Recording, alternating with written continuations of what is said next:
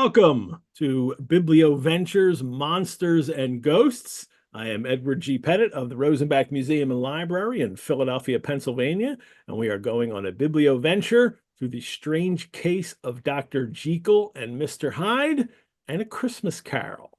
This is episode 3 on Jekyll and Hyde, and returning as co-host is Paul Chapman. Hi, Paul. Hello, Ed. Hello, everybody out there. You notice I always do the first Jekyll as Jekyll, just so I've at least done, because I'm, at least I got one Jekyll in, because I'm never going to remember that. So it's automatic. It's Jekyll. So, if you are watching live right now, I would ask you to please like and subscribe these videos and have fun in the live chat. That is for you to talk to each other. If you're watching the recording, also please like and subscribe. And a hearty welcome to any new viewers. People are still registering and tuning in. So I hope you enjoy the show. All the episodes are available to watch on the Rosenbach's YouTube channel. So it's easy to catch up and just watch anytime it's convenient for you. We bring this show free to you. So if you would please consider making a donation to the Rosenbach, it would be much appreciated. If you've already donated or joined as a member, thanks so much, because that's really how we get to do this show for free, because of your support for the Rosenbach. So if you have not already donated or become a member, I invite you to do so. And all throughout the run of this show, we're going to continue our special offer for new members. If you become a member on the day of the live stream of the show, you will receive an additional month added to your membership. That's 13 months instead of 12. We have a bunch of new members who joined over the last week. I'll thank you all by name at the mid-break and tell you more about membership and donating to the Rosenbach. Paul, it's time for my cocktail. I just made it. It is every episode features a fabulous Jekyll and Hyde cocktail and mocktail recipes for those who don't want the alcohol. All designed by Joby Zink, who is the registrar and associate director of collections at the Rosenbach. You can find the recipes in the YouTube description for the episode, and I also send out the recipe via email every week for those who are registered for the show. You can register at the Biblioventures homepage on rosenbach.org. Tonight, it's a bitter drink. The drug is wanted bitter bad, sire, whatever for, as Poole tells Utterson in the last night chapter that we'll get today. And it's rum, Amaro, sweet vermouth, and grapefruit bitters, but I didn't have any, so I just used a little bit. I just put some drops of grapefruit juice in there and a little grapefruit peel to kind of give it that. It's really delicious. I know I like them. Actually, the Amaro I used is not this Italian Amaro or whatever. They're all out there on the market. There's actually a Philadelphia one called Vig Amaro, and that's what I used. So it's delicious. Paul, how are you? Are you drinking anything? Not so bad, thank you, Ed. Sorry? Are you drinking anything tonight? I'm afraid I'll pretend it's gin. There you go. Well, it's gin then. Mm-mm.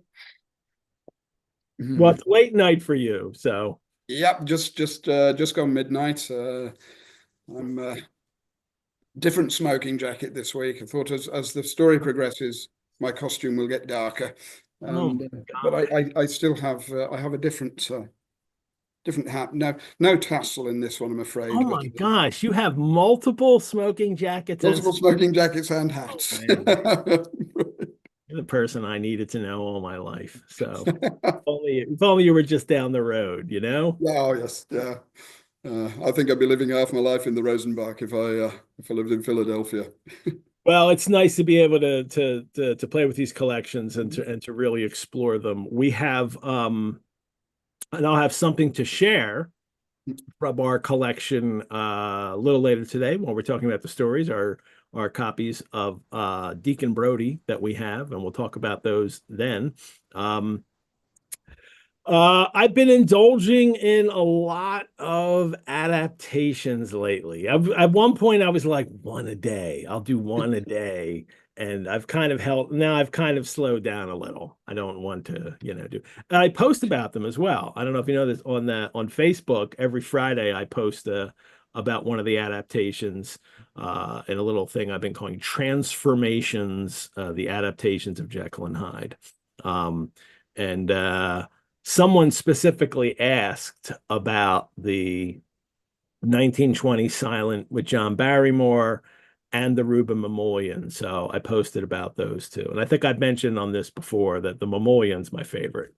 It's the best. It's not Stevenson, but it's one of the closest to get the atmosphere of the book. It does, and I think it gets the ideas that are in this novel into it, even though there's a love interest and all that going on. But even that, especially the Ivy character played by was it Miriam Hopkins, is so good. And it's a pre-code film, so they can be a little extra sexy, they can be a little extra violent, they can be a little extra disturbing, that stuff that they couldn't get away with if it was just made a few years later. It's fascinating to do in that level, to compare it with the Spencer Tracy one. Yeah, where you do begin to see that difference. Yeah, and the Tracy one's a little boring for me. It never and I just watched it again recently, and it never grabs me all the way through. It just, I like what Tracy does with it, and the fact that it doesn't want to go overboard and become a monster, and Ingrid Bergman's in it, who's great, but it just never really hits me, that story. I felt like they had to hold back too much from it. Yeah, it's one that I think if you'd seen that and it was your first, and you'd never seen the Frederick March version, you'd probably enjoy it a lot more. But once you've seen the March version, it just becomes a bit more staid. Mm-hmm. I also watched Abbott and Costello meet Dr.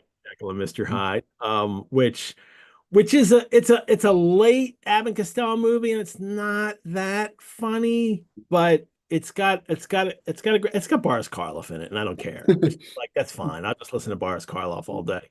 But and it's got a fun ending to it. And it kind of makes it worth it. But as far as the old Abbott and Costello gags, which I grew up on, I was a big fan of theirs as a kid. There aren't nearly as many as I would like. At the humorous end as well, you've got to recommend to people that they watch Hyde and Hare with Bugs Bunny, which is just brilliant, and Dr. Jekyll and Mr. Mouse, the Tom and Jerry version, which references very clearly the Reuben Mamoulian Frederick March film in a very clever, very funny way. And that's the one I haven't rewatched since I was a kid, probably. It is brilliant. Track that down. There was a couple of the later odder ones when they were starting to really play with the ideas. I watched the Amicus Productions version. Was that the I Monster? I Monster with Christopher Lee as the Dr. Jekyll character, and Peter Cushing is Utterson. And it's interesting, they change everybody's name is from the book is in there except Jekyll and Hyde. Changes that. They changed that to make it fresh for the audience. Maybe they wouldn't know that was the story, but as soon as they hear Dr. Jekyll, they're going to know what the story is. And I watched that because in 1971, Hammer also released Dr. Jekyll and Sister Hyde, which is with Ralph Bates and Martine Beswick. So finally one where not the same person plays Hyde. And they're both interesting. And actually the I Monster winds up being after the opening, like 30 minutes in, suddenly it's very faithful to the story. Like, the dialogue is right out of the novel, and they're playing it straight, just all the things that happen in the novel, and then it's got a strange ending to it because it's it's one of the overlooked ones, that one, I've always felt, and it does deserve a bit more bigging up than it gets, because there are some really, really good moments in it. and particularly the unexpected stuff. It's it's worth a watch, definitely. And one thing I always pay attention to in every Jekyll and Hyde adaptation is what happens at the end. Mm. Does Hyde turn back into Jekyll after he's yes, which has become a staple of films, you know, they treat it like it's a werewolf story, like this is his true self and that's the monster part. And even in films that I love where that happens, that I dislike, because that to me gets at the fact that they're separate and they're not. And the book is telling us more and more as we go on to the very end. We keep getting emphasized that they're the same. Yes. They're one person. Hyde is Jekyll. He's not somebody else that he's become. He is Jekyll. So, and does that one? Yeah, they turn back. Oh, but there's an interesting one, the Dan Curtis one with Jack Palance. Yeah, I've never seen that one. It is interesting. It's not great. It's absolutely worth watching. Even if you're just not even that interested in Jekyll and Hyde. I think it's worth watching. But yeah, I like that. And I don't want to give things away. That's why I'm not going to say, but that's one I would check out. And it's an interesting thing they do with Hyde in that, and how he portrays Hyde is very interesting. So the other one, I don't know if this was on your list, Ed, was the BBC version from the 70s with David Hemmings. Yeah, with David Hemmings. I think it was 1980. It might have been 70, but it's right around. I haven't watched it yet. I haven't, and I've seen it, but it's been some time. Yeah, it's one that like all of that period, it's worth watching. I mean, it's not a patch, I don't think, on the Count Dracula that they did with Louis Jourdan, but it's still definitely worth watching. Yeah, I have it lined up to watch. I have all of them, the rest of them lined up, and then there's the 90 with Michael Caine and Cheryl Ladd. Oh no, not the Michael Caine. I'll watch them all. So sure, and the new one, and the brand new Eddie Izzard one, Dr. Jekyll, brand new. I haven't seen it yet, so no. So I'm looking forward to seeing that. All righty. Well, on with our story, everyone. We have shared a PDF of the book on our webpage. There's also a PDF of the entire book, and there's also PDFs of each chapters for the week that we're doing to make it easier for you. It'll especially come into play on the next episode because we're only going to do half of the last chapter, the Henry Jekyll's confession. So you have to know where we stop, and you can find out where we stop by that PDF on the webpage. When we last left our story last week, Paul, Carew has been murdered. I'm sorry, you missed the murder. Somebody had to miss the murder. Oh, yes. And but I'll ask you about that in a second. And Jekyllson gives Utterson a letter from Hyde. Well, I'll ask you about it now, because then I want to get into this letter, and I have some things about that. But the murder, Olivia and I talked about it. You saw the episode, and very. For me, there's a lot of, it's almost like it's definitely a mystery detective story.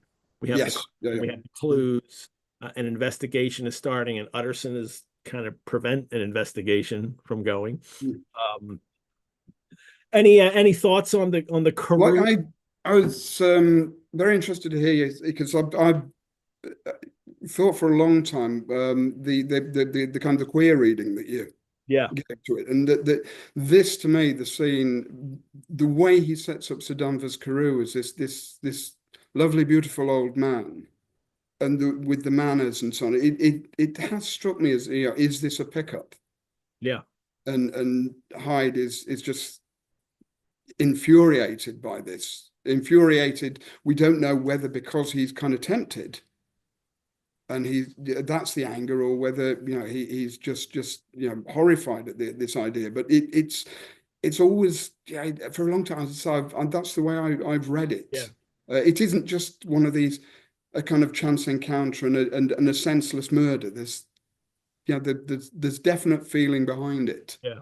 And that to me is a reading that makes sense. And as you and Olivia discussed last week, Stevenson knew this world. Yeah.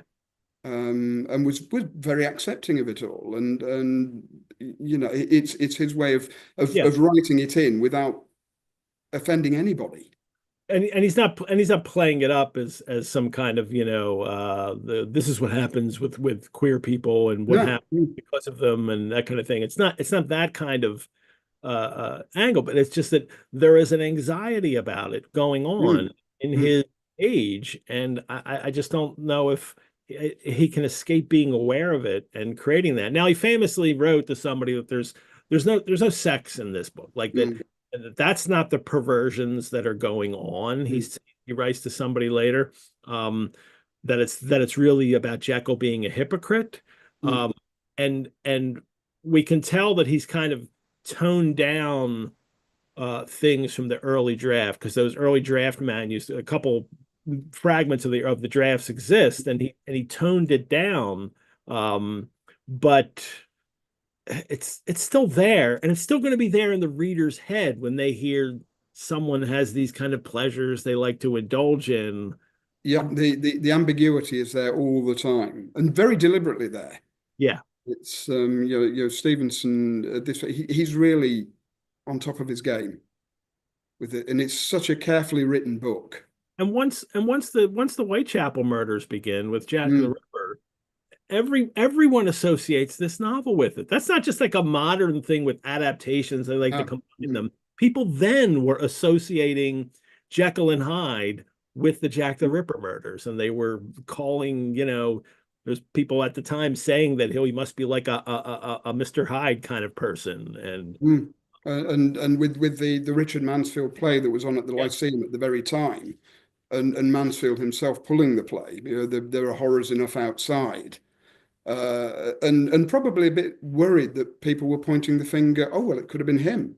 Look at how convincingly he plays this character. Yeah. So it's definitely all in the air at the time, and it again ties into, again, as you said, the Mad Doctor isn't a new idea, and it ties into that at the time. These are all contemporaneous fears. And were expressed at the time, and as you say, this isn't something that the 20th century has put onto this book. Yeah, it's put into it pretty quickly. It's almost as if the book is a curtain raiser for what's going to happen in real life.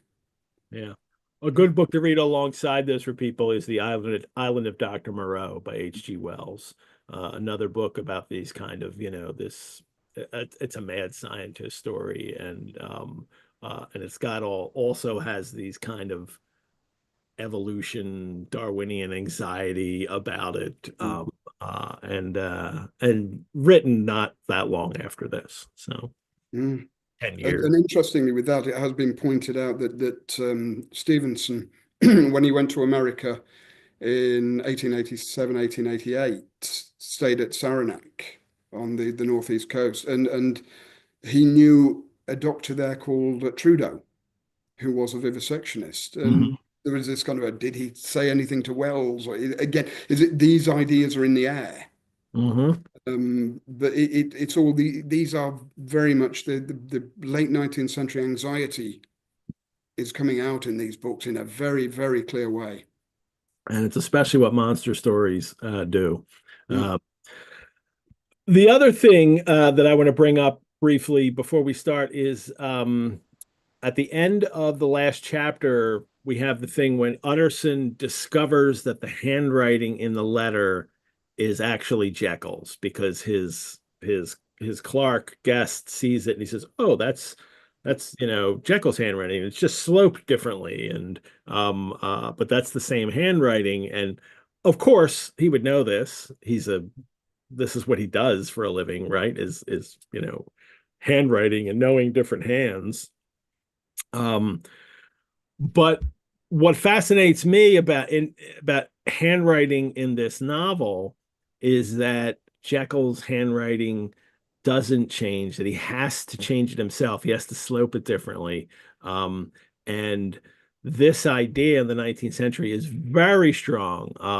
Graphology, the kind of study, the analysis of handwriting and what a handwriting can reveal about you. Here's a quote for you, not from Jekyll and Hyde.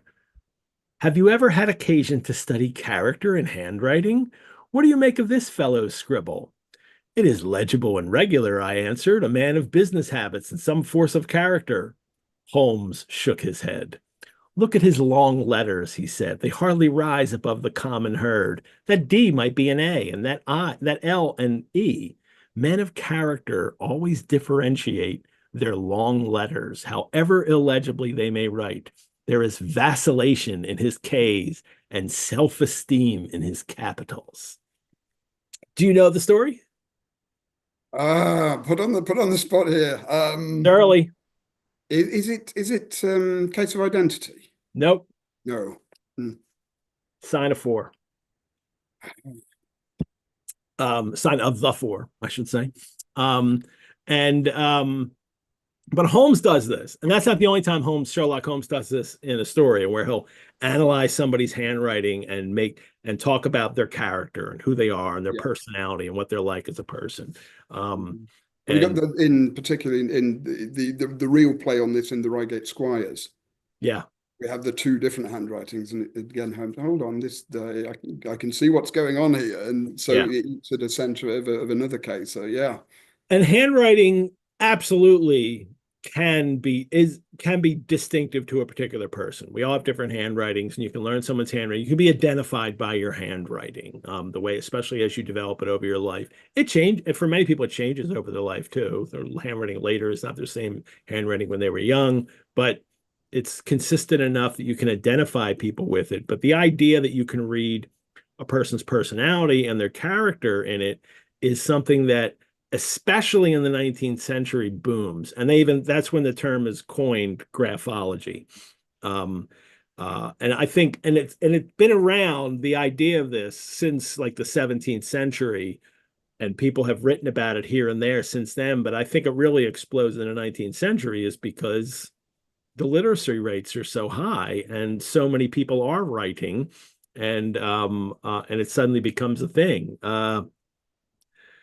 And it becomes a science, and it's still, people still do this today. I didn't know this, but there is a British Institute of Graphologists in operation today. They have a very nice website. You can go and see their website. For me, it's a pseudoscience. I can't believe that, this can actually, really, you can really tell someone's character over it. You can tell some things about their life, maybe what kind of schooling that they had, and things like that was the kind of the forms that they use, but I'm not so sure you can tell their character. At least I hope not, because my handwriting's like crazy. So I'll be like, this person must be crazy. Poe did this too. In the 1830s and 1840s. Poe had a series on he called it autography. And it was basically analysis of people's signatures. And he did this twice in his career, but it wasn't. People confuse it and think that Poe was like a real advocate for this kind of thing, but actually his pieces are supposed to be satirical, and we've just kind of, the autographs that he's describing here. I'll share a couple here. He did this for the Southern Literary Messenger in 1836 when he was in Richmond, and that is this first one here.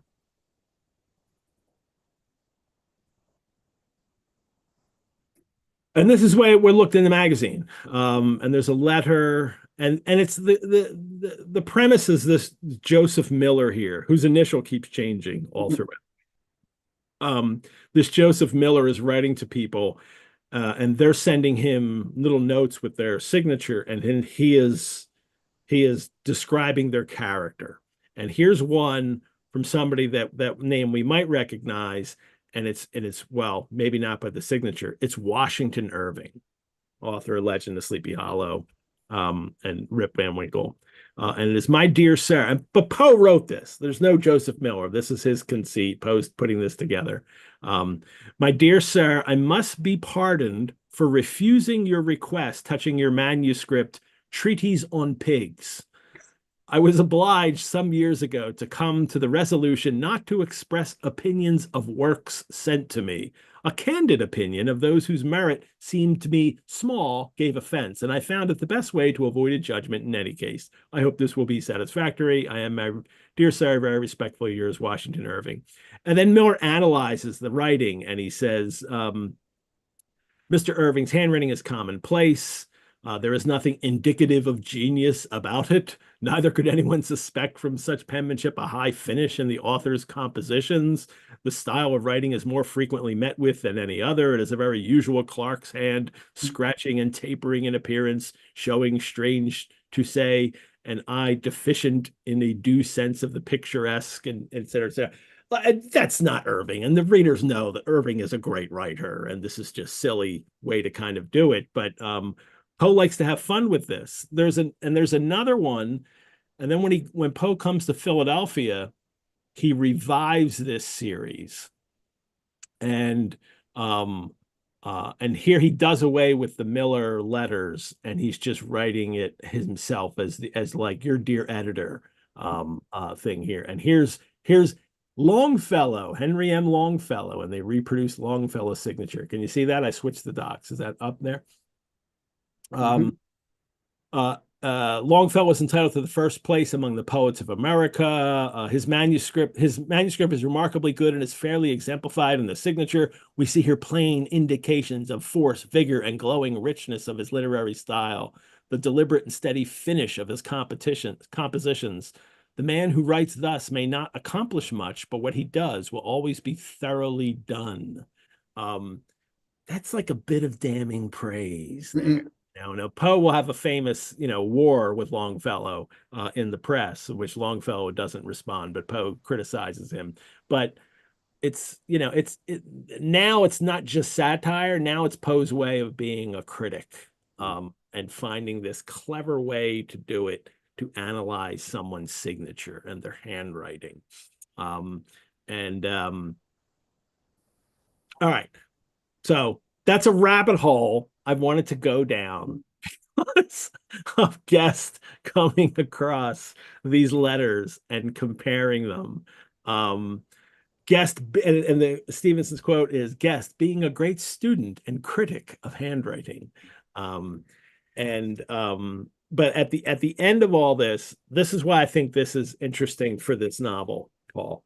It's that in an age at this time where people believed that handwriting could contain clues about character, including a moral disposition, Jekyll's handwriting didn't change when he became Hyde. It doesn't, so he has to slope it differently. They have the same handwriting because the characters are the same. It's a very clever way of doing it. Yeah. Of pointing that out, that these aren't two different people. They're not two different people. One and the same. And Jekyll is so aware of this. He does this forgery to try and persuade people that Hyde is a different character from him. And this is precisely the clue that Holmes would have found, and Holmes would have already figured it out. This would have been one of the things that confirmed it for him. The handwriting's the same. That and the mirror, which we'll see later. They're the two clues that Holmes would have pieced this together with. All righty. Chapter 6, Remarkable Incident of Dr. Lanyon. Again, it's a title like a newspaper headline. This is what you would see in the newspaper: Remarkable Incident of Dr. Lanyon. And this one is, Hyde has now disappeared. Time ran on. Thousands of pounds were offered in reward for the death of Sir Danvers. Was resented as a public injury, but Mr. Hyde had disappeared out of the ken of the police as though he had never existed. They unearthed his past. Tales came out of the man's cruelty, at once so callous and violent, of his vile life, of his strange associates, and of the hatred that seemed to have surrounded his career. I mean, you mentioned the ambiguity before. It's fascinating how Stevenson can say so much, and he hasn't said anything. Yeah, and he leaves it to you, the reader. Yep, we get no You supply whoever you want. I mean, I particularly like that line about his strange associates, because that really, it's the word strange. Yeah. Not his low life associates or his disreputable associates, his strange associates, which just conjures up all sorts of images, and again brings in something that is here in this book throughout. Underneath it's almost magical and occult, that what's going on. You have that word strange really just hammers that home. And with the popularity of supernatural and weird fiction at this time, a lot of the people reading this will be thinking along those lines, and it will take the imagination off to into that kind of world, and imagining something even odder than the criminal underworld. This is a kind of dawn of what we now call weird fiction. This kind of subgenre of supernatural tales, gothic tales, horror tales. Can you tell people what weird fiction is? Can you give a little potted definition? Well, the weird fiction, I would say, is fiction, as its name implies, that's out of the ordinary, where it's often set to begin with in a very identifiable real world. Yeah. But then odd things happen, and it becomes semi-magical or semi-supernatural, or nature itself becomes odd, as in the stories of someone like Algernon Blackwood, where you have his weird fiction set out in nature, and there would be different, nature itself would turn on the characters in an odd way. So it's that kind of seeing reality through a skewed glass almost. Yeah.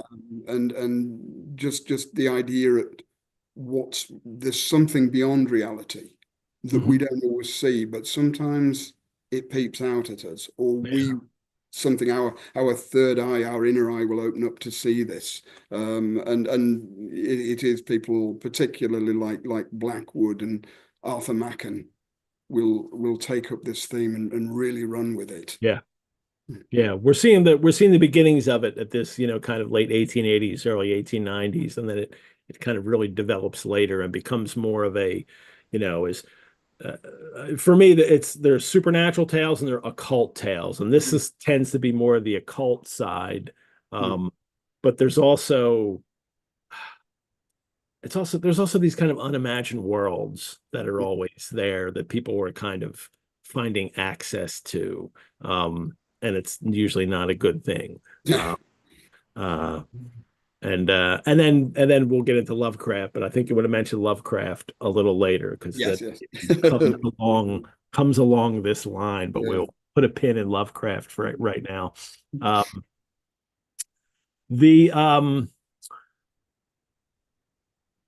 Hyde is gone, and now people are starting to talk about him and learn his history. And for Utterson, at least the disappearance of Hyde has kind of relieved his anxiety for Jekyll. That it's almost like, well, Danvers Carew, who I know is dead, but at least I can feel better about Dr. Jekyll. That Hyde isn't going to be haunting him anymore.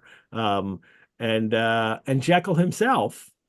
It says, now that the evil influence had been withdrawn, a new life began for Dr. Jekyll. He came out of his seclusion, renewed relations with his friends, became a familiar guest and entertainer, was now no less distinguished for religion as well as charities. He did good, and his face seemed to open and brighten as if with an inward consciousness of service. I like that it's the inward consciousness, because now that you've finished the book, you understand that his inward consciousness Hyde's part of that. So is he just ignoring Hyde? But he's apparently after the murder of Carew, and we'll learn more in the confession, this is now how Jekyll is behaving. And this is now he is the upright Victorian gentleman that that everyone expects him to be. I feel this part of the book is you can really tie this into Stevenson's biography, in that when he's writing the book, he's moved to Skerryvore, the house that his father had bought him and his wife in Bournemouth. And it's the first time he's been a house owner, and it's first time he's moving in a bourgeois world, a very English bourgeois world. So he and Fanny, his wife, are having more people to see them at home and entering this social atmosphere. So I think that's reflected here, but also there is, I think, an air of nostalgia for Stevenson's Edinburgh days. And the old friends of his Edinburgh days, he's thinking about them, and that's what we're getting here, where we're seeing Jekyll back with people like Utterson and Lanyon and his old friends, and he's welcomed back into their worlds, and he's welcoming them back. And I think this was in Stevenson's mind a lot. I mean, you and Olivia last week, you talked about the death a couple of years earlier of his old friend Walter Ferrier, of alcoholism, and how that could play its role in being Jekyll and Hyde. And that's very, very much, I think, in his mind. And I mean, the other thing that struck me last week, actually, when you're talking about Ferrier, and again, this ties into the Edinburgh side of this book, is it brought to mind, the Conan Doyle again, his world with his father being an Edinburgh alcoholic. And the idea, that we got a Ferrier stumbling out of the pubs, and Doyle's father would be the same. It's both he and Stevenson have this wrestling with the idea of alcoholism, which comes out in their literature. Yeah. And here it is, I think it's that sadness at the loss of Ferrier, and I'd like to get back together with my old friends and have something of that world back, but knowing also that he's moved into this new bourgeois world with his wife, which can have parts of that world, but he's sort of lost it forever and knows that, and that, I think, is coming out here. Yeah. Yeah. And I mean, for Stevenson too, there's also that, I mean, with his friends, alcoholism, that Stevenson was a full-on participant in those, drunken, parties and having fun and walking around, staggering around Edinburgh being drunk. So for him, there's also a measure of guilt. One would presume that, and as a matter of fact, even Ferrier's family blamed Stevenson in particular for being the one that led poor Walter down the wrong path. I mean, I'm sure Ferrier is just as much, just as responsible for it as his friends were. But at least with Doyle doesn't have that. I mean, Doyle's guilt is something different for the sons. Oh, totally. Yes, it's that kind of thing. But it's the sort of, it's nothing. The actual alcoholism is nothing to do with him at all. He's the victim of it. Yeah. Whereas in Stevenson's case, it is, there's probably an element of guilt, thinking, did I lead him down the path? That will be entering in. And ironically, as I was reading this as well, with the biography of Stevenson, I always feel that Utterson is in part based upon Stevenson's old friend Charles Baxter, who was his lawyer friend, who looked after, he, like Utterson, he knows a lot of the secrets in the background. And ironically, later on, he would himself descend into alcoholism. But this is more as after Stevenson had died, really. But there's this pattern is going on all the time, and I really feel is reflected in this book in particular. How was everyone not an alcoholic in the past? I mean, they drank so much. I mean, they had to drink, for some time there in some places. I thought the water wasn't safe. The water wasn't good, and what are you gonna get fresh juice? That doesn't happen. So tea and coffee could be good, but outside of that, everybody's drinking. Anyway, So here we are, and it is the night on the 8th of January. Utterson dined at the doctor's with a small party. And I love the dates here. And that's on the 8th of January. On the 12th, and again on the 14th, the door was shut against the lawyer. The doctor was confined to the house, Poole said, and saw no one. On the 15th, he tried again. I don't know. There's something like a detective accounting Definitely. of the what's going on here, or a Yeah. newspaper account giving out the dates. These Utterson chapters, that's Utterson's point of view, but they really do read like, they are. Utterson told this story to a journalist or a reporter. Mm. And the reporter put it into, the form that we're getting here. And Uh, it really does then have the title of the book, Strange Case of, yeah, really yeah. does fit with this approach. Well, Utterson now decides he's going to visit Dr. Lanyon to see if so suddenly Jekyll's with everybody, and now he's not, and he has shut them all out again. And Utterson wants to know what's going on, so he goes to Lanyon to see if he can figure it out because they were all old friends. And even though we know from before that Lanyon already thinks that Jekyll's ideas about science are no good. That he's, that Lanyon has already established himself as he's the conservative orthodox scientist, and Jekyll is the strange experimental one who wants to do crazy things that we don't do. So something like that. I don't know. I can't remember the exact words. The And but when Utterson shows up to see Lanyon, he's about to die. His death warrant written legibly upon his face. The rosy man had grown pale. His flesh had fallen away. He was visibly bolder. Oh my gosh, and older. A look in the eye and quality of manner that seemed to testify some deep-seated terror of the mind. And Lanyon declared himself a doomed man. Um, he says he's had a shock and I shall never recover. It is a question of weeks, but that's at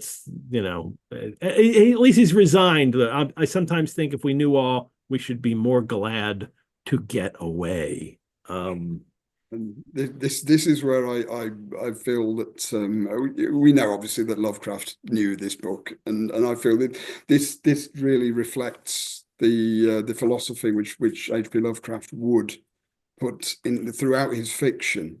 So we do have from Lanyon, that I sometimes think we all knew we should be more glad to get away. And then Lovecraft opens with one of his earlier stories, facts concerning the late Arthur Jermyn and his family. Life is a hideous thing, and from the background behind what we know of it peer demoniacal hints of truth, which make it sometimes a thousandfold more hideous. If we knew what we are, we should do as Sir Arthur Jermyn did.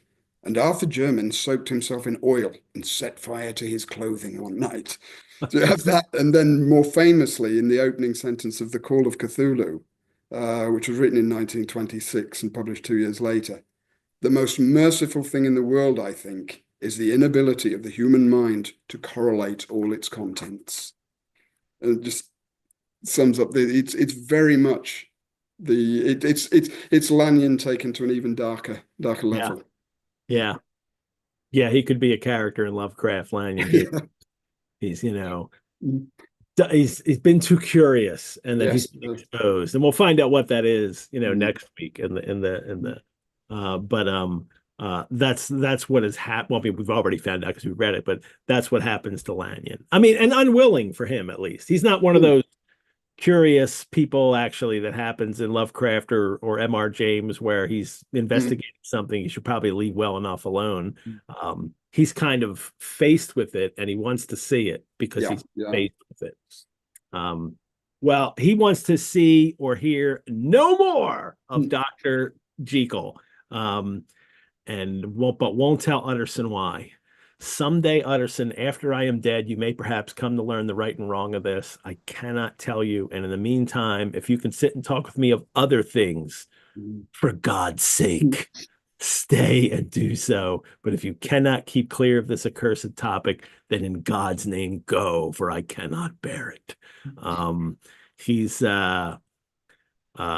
just shocked and can't even talk about it. That's, so go away, Utterson. And I like this. He says, then for God's name, go, for I cannot bear it.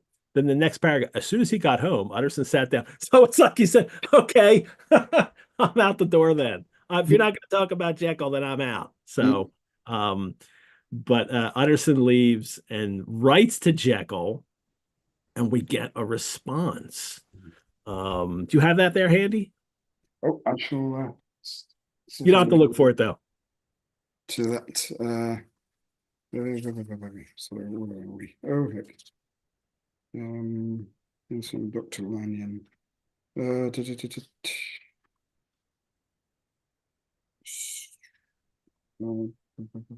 Utterson writes to Jekyll and he gets a response right away. The next day brought him a long answer, often very pathetic worded and sometimes darkly mysterious in drift.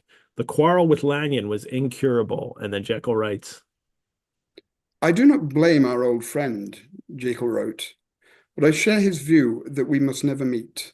I mean from henceforth to lead a life of extreme seclusion. You must not be surprised, nor must you doubt my friendship, if my door is often shut, even to you. You must suffer me to go my own dark way. I have brought on myself a punishment and a danger that I cannot name. If I am the chief of sinners, I am the chief of sufferers also. I could not think that this earth contained a place for sufferings and terrors so unmanning. And you can do but one thing, Utterson, to lighten this destiny, and that is to respect my silence. Utterson was amazed. The dark influence of Hyde had been withdrawn, but the Jekyll was still, under this influence. I mean, my own dark way, punishment, chief of sinners, sufferings and terror. Like he sounds like a Calvinist preacher here, like something that, that Stevenson heard growing up, this kind of fire and brimstone, side of the universe. But man, if you want somebody to keep trying to figure out what's going on, that's the way to do it. So there's no way Utterson can let go at this point now. There's no sense of Utterson with well, that's that then. Lighten this destiny. Oh, okay, all right, I'll back off. I'll lighten your destiny. Yeah, that's not going to happen. So Utterson then a week afterwards, Lanyon dies, or less than a fortnight, he was dead. And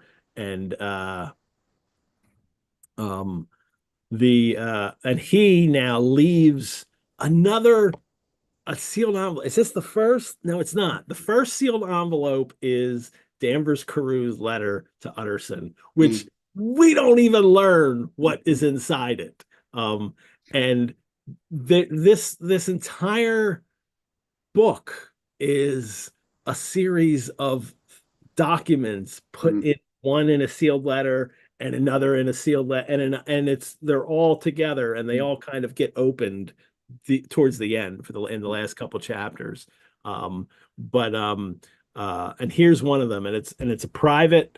The envelope is marked private for the hands of G.J. Utterson. It's Gabriel John Utterson alone, and in case of his predecease, to be destroyed unread.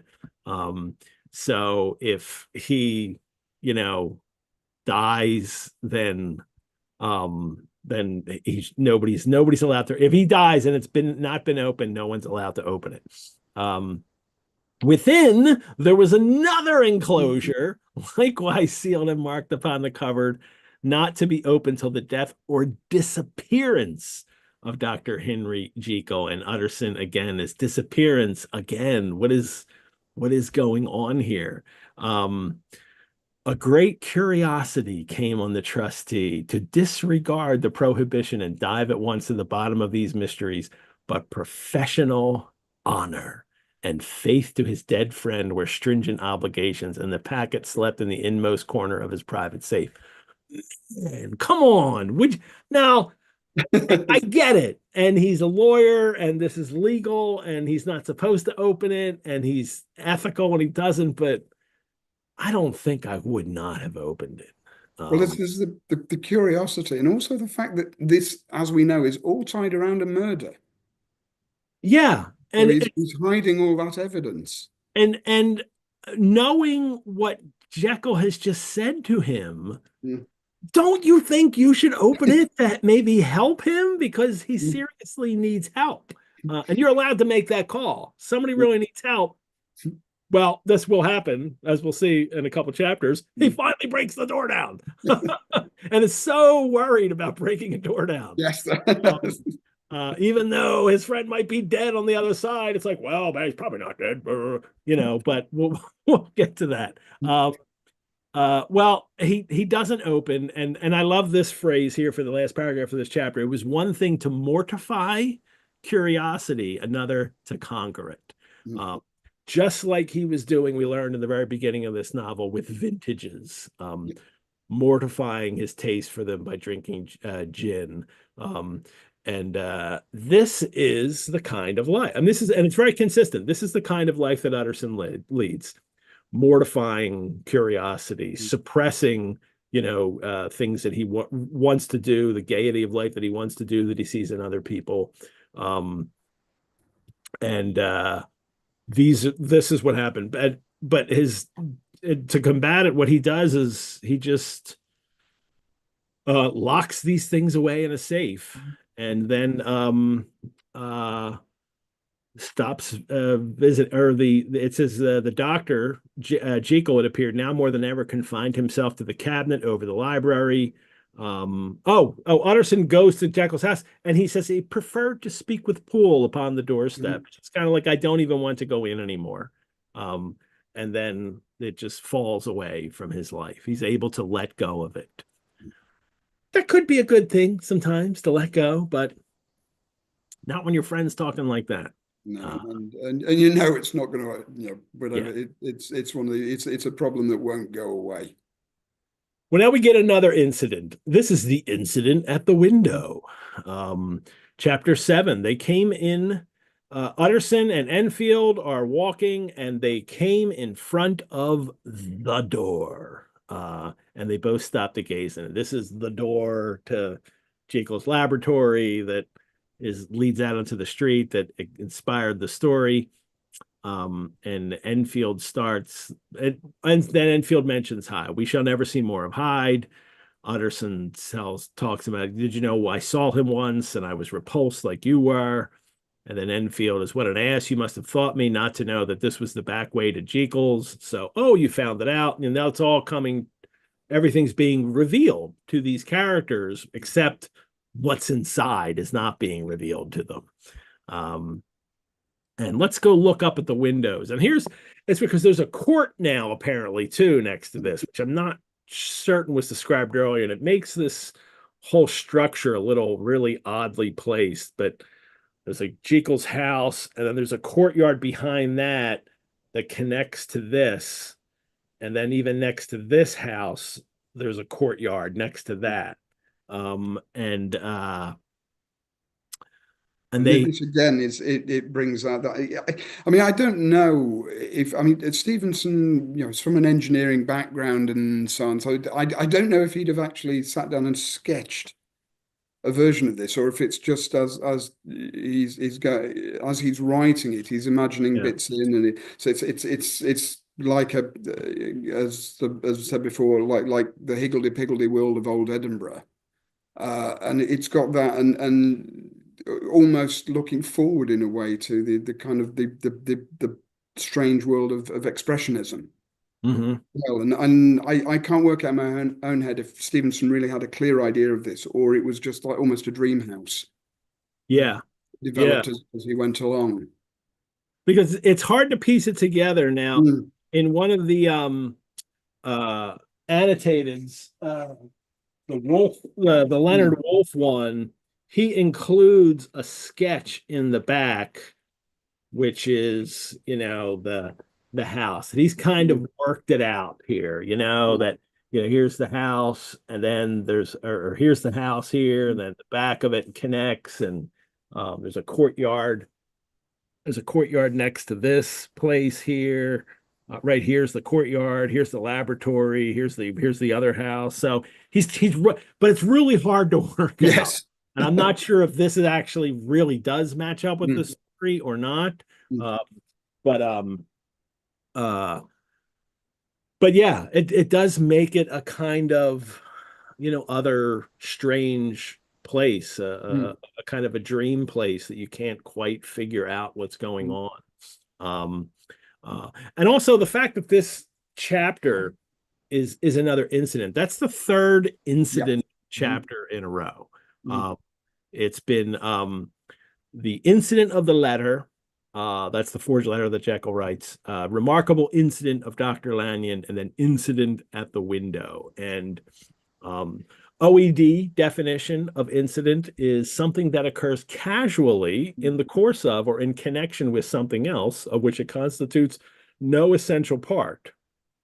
Or it could be an occurrence or event which seems trivial Mm.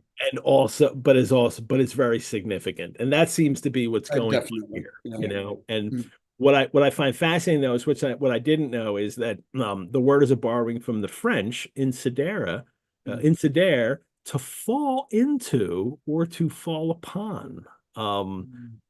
and that I think used only in chapter, and it's only used in chapter titles Mm. until Jekyll uses the word incident once during his confession. Um, but what we have here is chapters. These happenings seem trivial, but when they're connected to reveal something greater, I find it interesting that the French original is to fall, Mm. and Stevenson probably recognizes that Oh as yeah, yeah, because a fluent he French spent a lot speaker. of time in France. He could Yeah, speak and read French. yeah. He probably read uh Dostoevsky in French. He probably read Crime and Punishment in French because Mm. it's mentioned once and there was no English translation Yeah. at a mention of it, but there Hmm. was a French translation, so that's the one he must have read. Yeah. Um, anyway, this incident, what it's going to reveal to us is that when they're there, again in this courtyard next to the house where the court was very cool and a little damp and full of premature twilight. Mhm. Although the sky high up overhead was still bright with sunset.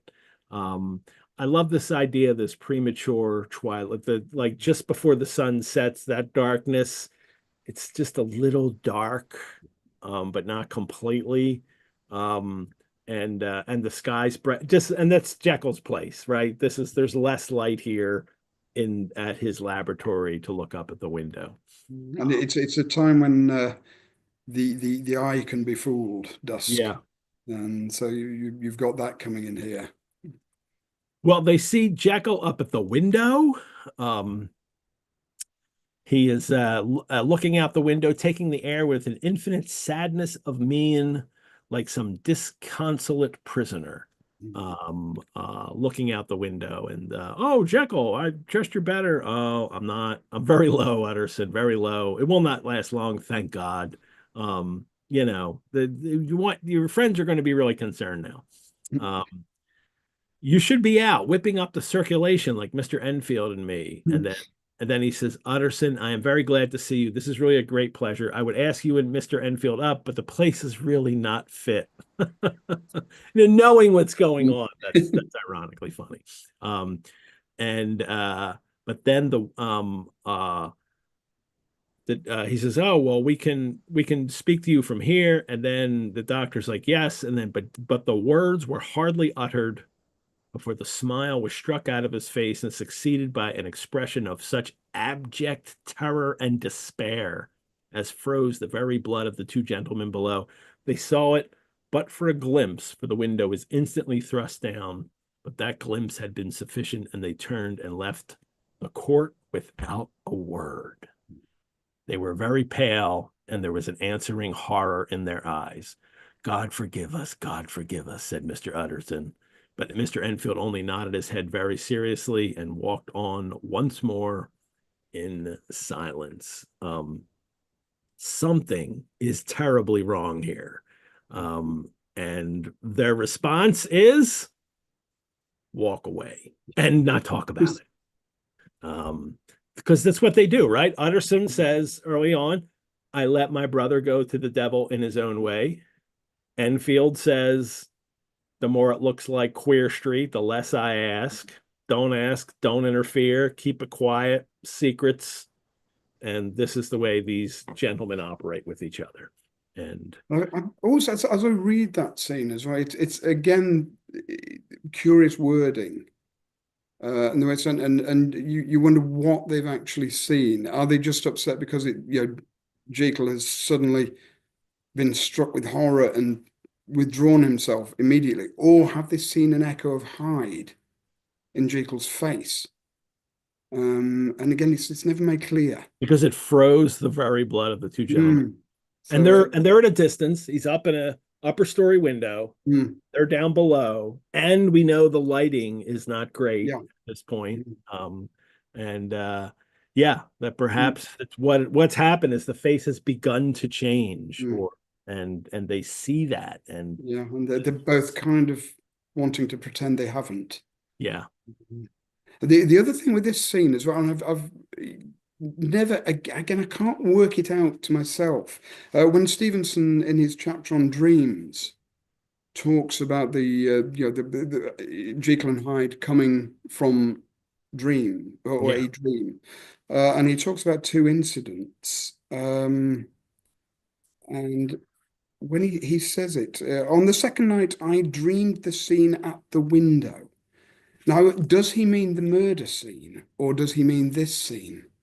Oh, interesting. I assumed he meant the scene where the maid looks out and sees the Peru. But in fact, he calls this chapter, the window is very clearly there in the chapter title. And so I wonder is this one of the beginnings of the story, just imagining this scene.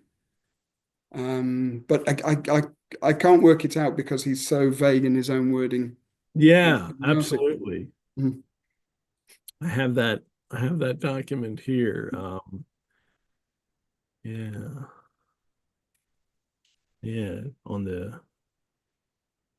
don't know what it would be. It is interesting. I shared this too. I shared this to everybody, this chapter on dreams. It's on the website as well. In which he talks about this. It's fascinating stuff. Yeah. Okay, well, I want to share something from our collections in a moment. First, I would like to where is it? Let me take this moment to thank all of you for watching this episode. As a nonprofit organization, the Rosenbach Museum and Library depends on the generosity of friends and supporters like you to keep programs like this free and accessible to hundreds of fellow biblioventurers worldwide.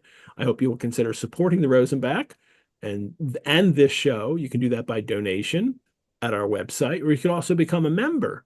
Membership gives you free museum admission, discounts on programs and courses, exclusive invitations to member-only events, early access to registration, which is very important because many of the courses, the online courses we're offering right now, are sold out. I think there's space in like one more course. All the others have sold out, but those who are members got first crack and they got to register for them early. You can learn more about how to become a member on our website. And Paul, we had lots of new memberships and donations last week. I mean, it's a whole long list of them. George D. From New York, it was a very nice donation of $500 and a membership renewal. Thank you, George. Dorothy N., also from New York, became a member. Joan M. from Brooklyn, New York, became a member. Bruce M. from Cooperstown, New York. I know Bruce. Thank you, Bruce. Renewed a membership, I think. Catherine D., Christine L., Timothy D., Linda P., Natalie Verma, Irina M., and all from Philadelphia. Thank you all for becoming members. Baird S. from Windmore, PA. Ruth L. from Rose Valley, PA. Jane Hillman from Wayne, PA. Helen V. from Ventnor, New Jersey. And Lisa R. from Louisville, Kentucky. And Jan W. from Mercer Island, Washington, all the way across the country, all became members this week. Thank you all. And if you've donated or also joined as a member, thank you for helping us take this Biblioventure. And we're still running a special offer for new members. If you become a member the day of a live stream of the show, you receive an additional month added to your membership. That's 13 months. So if you're watching live now and you want to do it live now, or as soon as the show ends, or wait until next week and do it during the day that a show runs, that's totally fine. You can get that extra month added to your membership. You can also join us on our Facebook group page, Biblioventures, Monsters, and Ghosts, for lots more info, news, links, conversation, and fun about the stories we're covering. I post there all the time, and also about a cool Jekyll and Hyde pipe I found, Paul, where one side is rustic, one side is smooth, and I'm like, oh, it's Peterson. It's a Peterson pipe too. They have a whole line, so it's all different shapes you can get for the pipe, but it features that, and it's their Jekyll and Hyde series. But I also post about adaptations on there, and everyone posts on there, and it's a lot of fun that we all get to talk to each other on that Facebook group page. So you can join us there as well. We have in our collection a early edition of Deacon Brody. We briefly talked about Deacon Brody on the first episode. Paul, you want to give people a rundown of who the historical Deacon Brody was, and then we'll get into the play that Stevenson wrote with his friend. Well, the historical Deacon Brody, William Brody, people often possibly think Deacon was his name or some sort of nickname, but he was... or that it was a religious title, but it's not. A deacon yeah, absolutely. A kind of business leader. It's a trade title. Yeah, his father was one of Edinburgh's leading... we're talking mid to late 18th century now here, with father and son. And his father was a leading cabinet maker, carpenter in Edinburgh. And through his skill and his connections, got himself onto the city council, and was on the trade board of his profession. And they were known as the Wrights, and the head honcho was the deacon. So deacon is Deacon Brody is a title. It is his rank. So the man we're talking about is William Brody, the son, but he was also deacon. Very respectable figure, making furniture for some of the finest houses in Edinburgh. Very well patronized, a man of wealth and taste. But he had another side. He had this figure by day, and by night he was very fond of gambling and the ladies. He had two illegitimate families in the city, but managed still to maintain the facade of respectability. He would hide this other part of him from people, from the others. And he began in 1786. A series of daring robberies began to occur in Edinburgh. And very mysterious. The thieves seemed to come and go. They seemed to have easy access to houses. They didn't have to break in. It's almost like there were ghosts going through the locks. And it took some time to begin to track this down, but it was when the gang had to go at one of the actual excise houses, the government excise houses in Edinburgh in 1788, that things began to fall apart. The robbery was bungled. Two of the robbers were seen, and the authorities began to get an idea of who was behind this. And it all fell apart when one of the robbers, called Brown, who was an Irishman, and I think he'd been convicted of various offences in England first. He turned King's evidence and shot the guy. Didn't Brody himself, as a way of, showing indignation that these robberies are going on, he himself offered the reward for the catch, Yes, and expressed horror. And the people who were in cahoots with him wind up saying, "Oh, it was him," and giving the reward. He had to pay his own reward. Well, he doesn't, but anyway. He played the game up till the end, but once the thing began to unravel with the king's evidence, the finger began to point at Brody, and people began to look into his career. He could fit doors, he could fit locks. Yeah. And it was Brown, I think, actually led the authorities to a bunch of keys that had been hidden in the grounds of Holyrood House. And so in the end, the gang were rounded up, and it came to trial in 1788. And the deacon played it cool throughout it all. He had very good defense. Erskine, one of the top lawyers, and you know, if you read into the trial itself, it's wonderful. Some of the exchanges that went on, but in the end, it was to no avail. And Brody and Smith, an English member of the gang, were found guilty. The other two members had both turned king's evidence, so got away with it. But Brody had actually skipped the country, and he was trying to get to America, and foolishly gave a packet of letters, entrusted a packet of letters to someone in Amsterdam, who gave them to the authorities. Yeah, and then they captured him and brought him back. They brought him back from Amsterdam for the trial, and it all ended up on the gallows for poor old Brody. And he was hung. Now, is there any truth to the story that he designed the He played a part in it. He didn't actually design, but he knew the design, and he played a part in a certain in approving these gallows to be made, and he winds up being hung on them. But there is an enduring legend. He'd actually had a metal collar made, and had a word with the hangman for a shorter drop.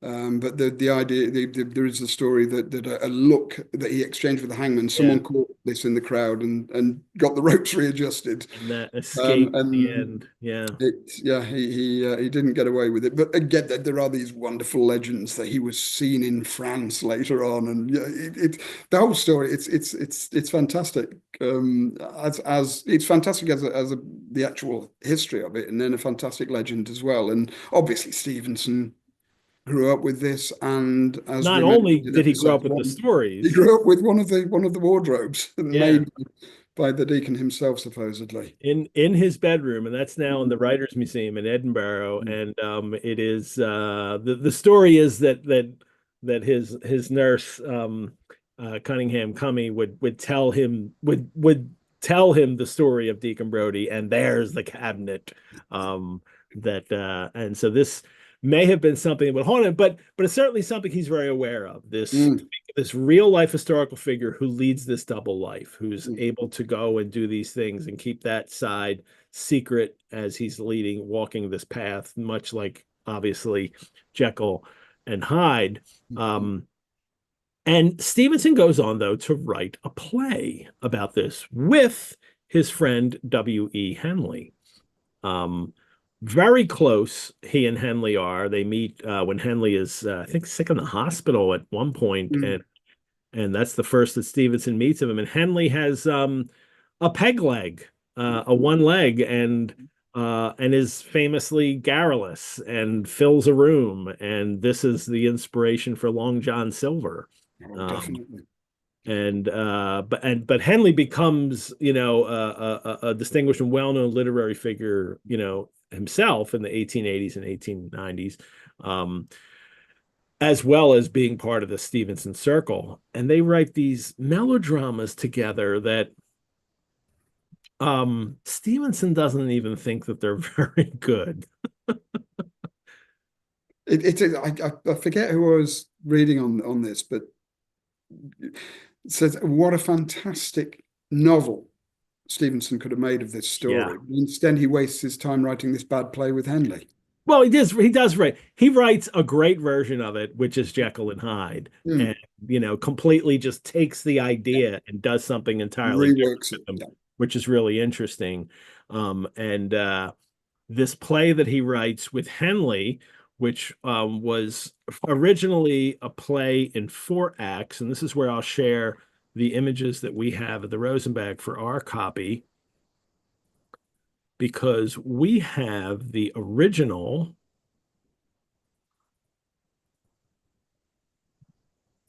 And oh, there it is. Deacon Brody, or The Double Life, for all you Jekyll and Hyde readers.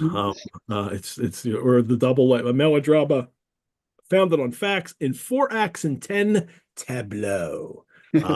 Uh, in which you would the scene would begin with the actors and all set posed in a tableau, and then they would start the action. By Stevenson and Henley, and 1880, this is published. Now, this is the first edition of it published. I don't know if it's a private publication or if it's just a very limited number of copies. This copy was Stevenson's, and you can see at the top here, he's written his address in France, one of his trips to France here, and dated it to, I think that's 17. I'm not sure. Could be 19. I think it's 17. I would go with 17. Yeah, 83. So 1883. And it is in R.L. Stevenson, Hotel de Petit Louvre. And this is Canebière. I only know that because if you look up Hotel de Petit Louvre, you find out it still exists. You can still stay there in Marseille down here, and it is on the Rue Canebière, which goes right through. It's like the main big street going through Marseille, apparently. When he 1883, when he's in Marseille, he had taken several trips, Switzerland and the south of France, for his health, for better climate, for all his, lung problems, all the hemorrhages he's suffering.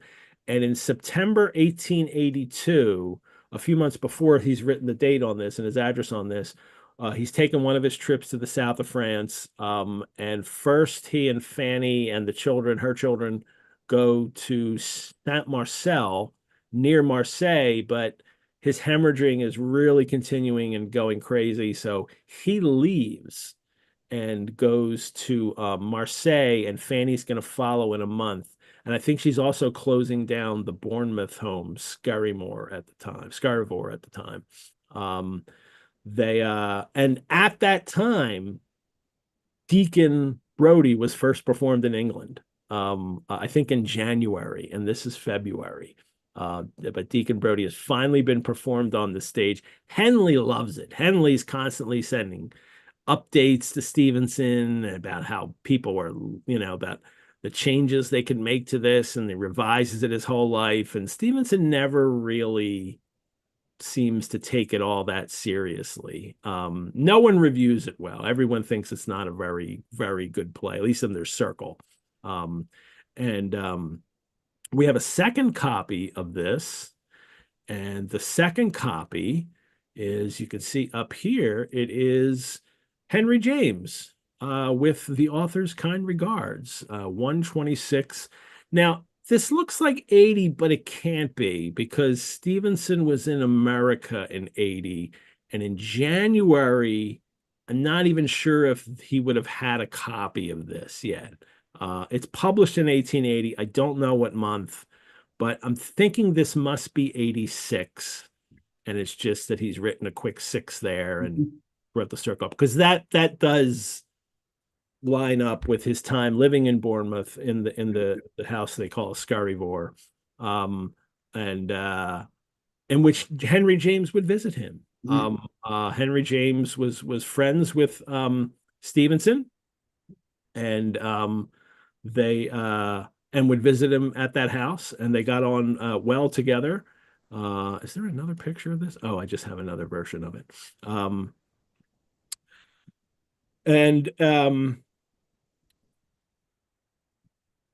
So this is likely at Scarrivore, where James used to visit him there, and a close friend, and lots of great correspondence between them, and letters about art and letters about writing, and I think James and several others in the Stevenson circle went and saw the play on the stage, and no one seemed to like it. But Stevenson himself didn't go. He was ill. His parents saw it even, and he didn't go because he was ill that night, as he frequently was. It makes you wonder what James would have thought of this as a gift. Yeah.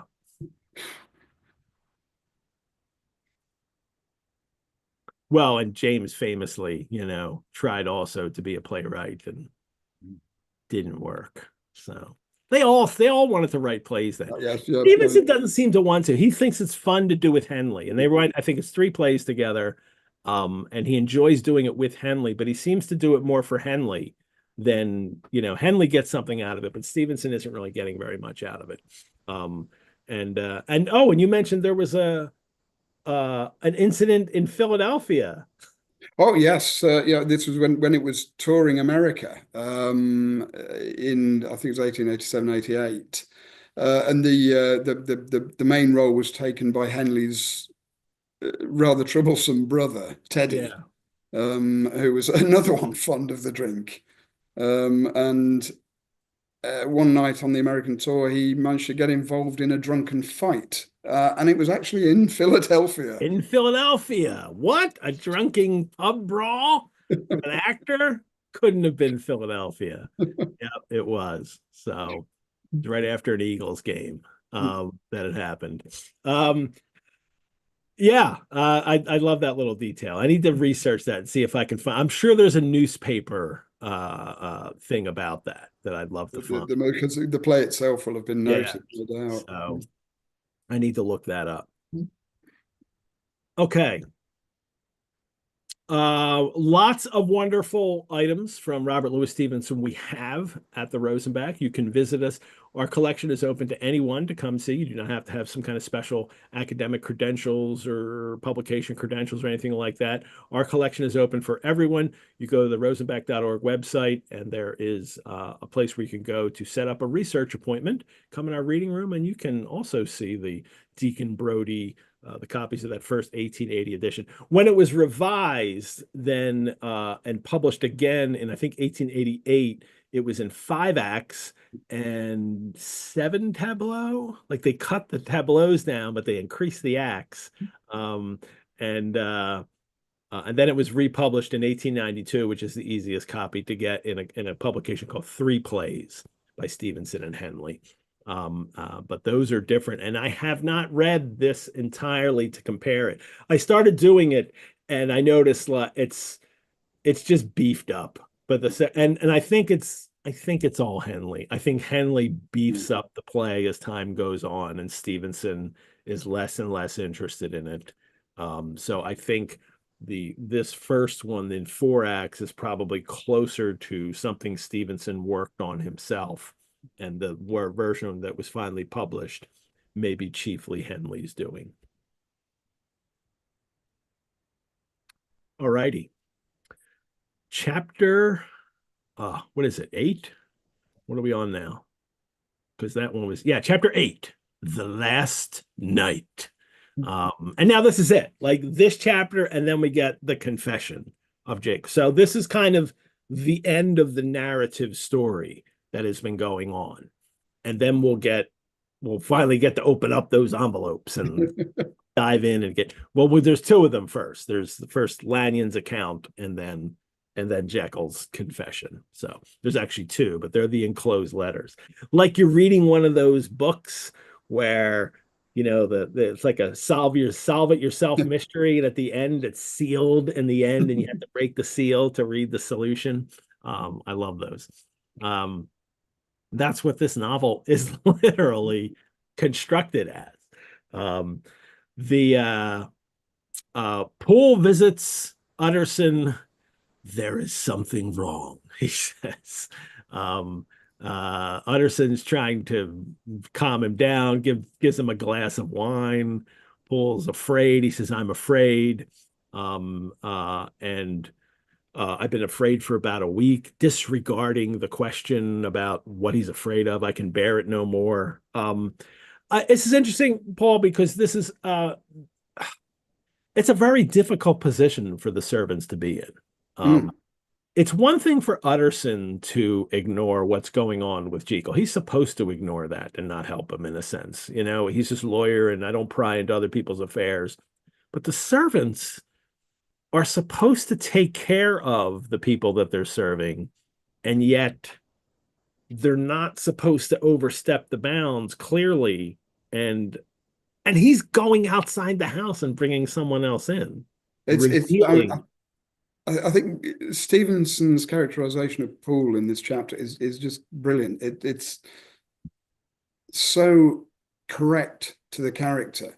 Mhm. Because the whole thing, he's going there, and it is to bring Utterson in, because they know they can't do it.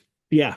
The Cerns, because of the way the social system, if they did it, they would pull down a load of legal trouble on their own heads. They don't know what's wrong. So they need to bring in an authority figure. Yeah. And Poole knows and trusts Utterson. He knows Utterson's place, and he knows that if it goes wrong, Utterson's shoulders are big enough. Yeah, and I like the way he slowly ropes him into this, Yes.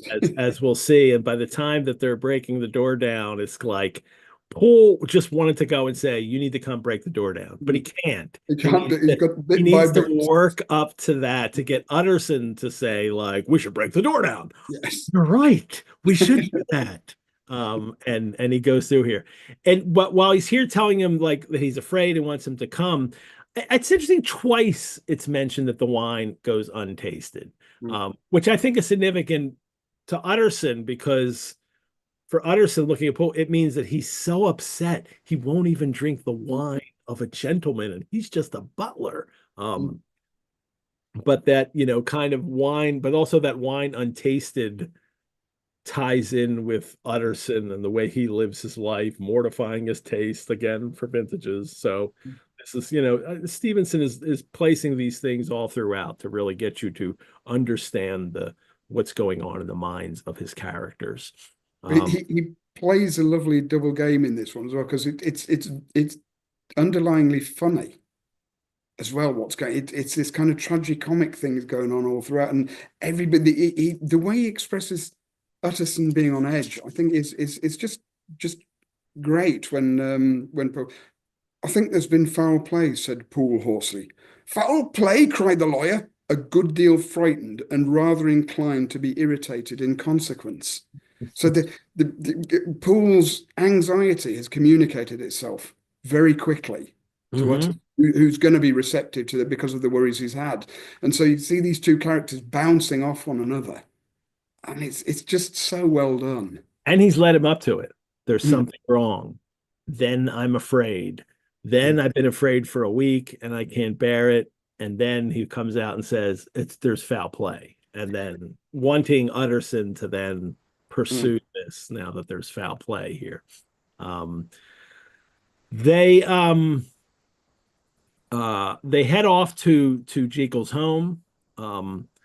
We get some great weather description. It was a wild, cold, seasonable night of March, with a pale moon lying on her back as though the wind had tilted her, and flying rack of the most diaphanous and lawny texture.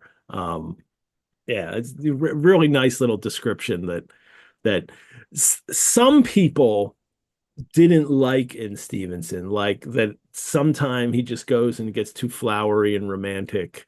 And that's because this hard realism is really starting to come in towards the end of the 19th century. But give me this. That sets the mood perfectly. Yeah, give me this any day of the week. And Doyle does this a lot. There are some remarkably wonderful descriptive passages, and all their Doyle novels too, but we notice them in the Sherlock Holmes stories and Doyle really, I think, is very influenced by Stevenson in this way. Definitely. London is so deserted at this point where they're at. I like this idea that the streets are deserted as they're heading up to the house. There's a crushing anticipation of calamity, a strangling anguish. I mean, he's really building up the suspense here too, coming up to the house. Utterson wishes there were people around, but there's not now. They get to the house, and all the servants, the men and women, are all huddled together like a flock of sheep, all scared. And Utterson reminds them that they're servants. Very irregular, very unseemly. Your master would be far from pleased that you're all here gathered in the hall. And Poole says, though, they're all afraid. One of the maids starts crying. Poole yells at her. But it also mentioned that with a ferocity of accent that testified to his own jangled nerves. He's just really. So it's like Utterson's irritation. So they're all at the peak of anxiety and ready to just snap at any moment. And this is the worst that can happen to Victorian gentlemen. Oh my gosh, this is chaos. The order has been upset. You're all gathering in the kitchen talking, or the front hall. What? And that's what Poole wants him to see too. Poole wants him to see how serious this is. Poole leads him out. He says, I want you to hear, I don't want and I don't want you to be heard. And see here, sir, if by any chance he was to ask you in, don't go. Mr. Utterson's nerve at this unlooked for termination gave a jerk that nearly threw him from his balance, but he recollected his courage. I mean, I'm the authority figure here. He can go and handle this. And they go through, they go into the laboratory building and through the surgical theater. We mentioned this in the before when he went and visited Jekyll last time, that this was a former space for dissecting bodies, to a crowd of students, watching. And now it's just disused and cluttered up. Which is it's the metaphor for what's going on in Jekyll's mind and the science that's happening here. Jekyll has abandoned this old way of using science to teach people, and now he's being by himself in his little cabinet, experimenting on himself, not sharing the knowledge with the world. They go up and a voice, Mr. Utterson called, Poole says, and a voice answered from within, tell him I cannot see anyone, but it's not Jekyll's voice. Utterson says, was that my master's voice? And the lawyers, it's much changed. Like he's not willing to say so yet. Not willing to commit yet. And Poole really lays it on. Have I been 20 years in this man's house to be deceived about his voice? And he knows it's not his voice, and who's in there instead of him and why it stays there is a thing that cries to heaven, Mr. Utterson. And then Utterson's trying to reason him out of it. Suppose, it is, suppose it were as you suppose, supposing, three supposes, right? Suppose it were as you suppose, supposing Dr. Jekyll to have been, murdered, what could induce the murderer to stay? That won't hold water. He's trying to say, no, it's not a crazy thing happening. That's not what happens in our respectable houses. There's some reasonable explanation. But Poole is forceful, right? Whatever it is that lives in that cabinet has been crying night and day for some sort of medicine. The drug is wanted, bitter bad, sir. A little bitter drink here with the Amaro. Oh, Amaro's delicious, actually. It goes really well. You can just put a little Amaro in a bourbon or a whiskey. Here it's in rum, and that bitterness it's just so tasty. All right. Jekyll's been sending these notes out, right? Go ahead. Did you have something? I was just going to say, it is interesting with the characters here, where you've got with Jekyll and Hyde, where if you go back to what we were talking about earlier with the handwriting, it's the same, but their voices are different. So he doesn't have to disguise a voice. The voice is naturally different from what Poole is saying here. And the voice is how you express yourself to the world, in a sense. And that is what's changed. And that's what he's enabled. This drug is enabled. The way he expresses himself to the world is different. But the handwriting, that which reveals your inner character, remains the same. Thank you for that. I hadn't thought about the voice in this. He's been sending these letters out, looking for this one of the ingredients for his potion. and Poole is reading one of these letters too that goes to the chemists, and that the letter ends, "For God's sake, find me some of the old." And Utterson's response is, that's a strange note. And then he says, "How do you come to have it open?" Right away. Are you reading your master's mail? This is the proprieties again. Horrifying. Well, and it's this whole idea too that happens in the 19th century where everybody gradually in fiction, you see, no, everybody ignores the servants usually in the 18th or 19th century, unless they're trying to seduce them. They ignore the servants. And as the century goes on in fiction, they frequently come to play, and people are worried about what the servants are finding out, because the servants hear everything you say, and I think the realities of life where people ignored their servants and didn't pay them any mind and were revealing the way they lived to the servants. And that servants would betray your confidence, would go outside of the house to bring someone else in to help with something, would read your mail. This is a very scary thing to somebody like Mr. Utterson. And it's again with that kind of world in literature, tying in with the growth of the detective novel and the crime novel again. With that, you got this with the Wilkie Collins' The Moonstone in 1868. The whole thing begins with the narrative by Gabriel Betteridge, the butler. Yeah. So the first character we meet properly in that is the butler. He's the one who's going to begin to explain the story to us. So it's definitely coming in with that world. Think about detectives going undercover, and Holmes especially, and finding out all this information from the servants. Or pretending to be one, as pretending to be one himself. Charles Augustus Milverton, where he's the plumber. Yeah.